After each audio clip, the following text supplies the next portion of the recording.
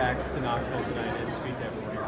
Well, I mean, have an opportunity to see the inductees, the people who had dedicated so much of their life to athletics and their performance on and off the field. But the most important thing is to be able to come back and give back to a community that's truly given me so much in my life, and kind of given me that guidance and given me that support that I needed as a college student. And now have an opportunity to give back to a community and hopefully see these kids at the Boys and Girls Club to be able to grow, mature, and hopefully someday they too can be inducted into the Sports Hall of Fame.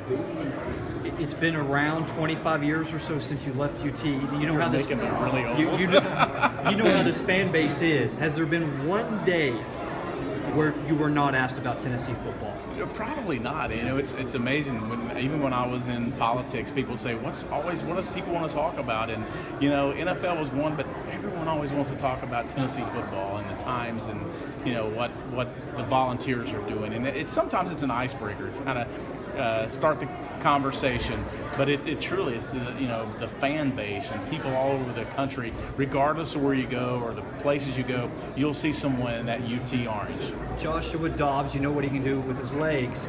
You do still hold the record along with Josh for most rushing touchdowns in a season. Are you aware of that with 11? I didn't know. Well, I'm surprised he didn't beat it. He tied it last year. He's done a phenomenal job, and I'm a no bigger fan than I am of Josh Dobbs. I mean, he is an incredible player.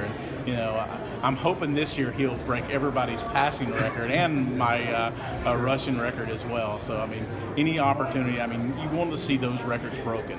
And that means that your school is doing and performing extremely well, and there's that next generation of quarterbacks. It's following in the footsteps of the Peyton Mannings and the Andy Kellys, and so we want to see those type of records broken. It just means that Tennessee's off to an incredible start and opportunity to win national championship as a team. You were a dual threat.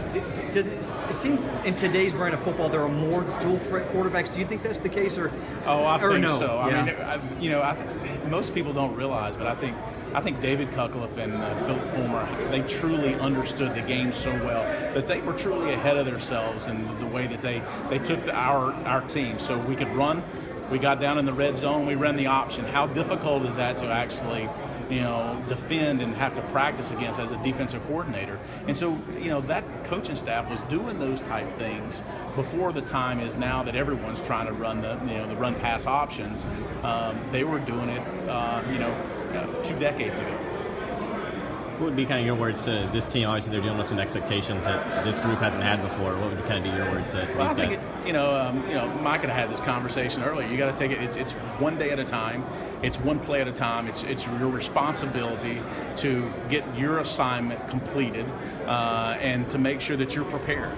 And the preparation work, the off season that they put in, the time and the commitment, and then go out and perform. And most importantly is get your assignment. If everyone does their assignment correctly, offensively and defensively and special teams, you're going to have an opportunity to be very successful in the games and have an opportunity not only to win a conference championship, but you can win a national championship.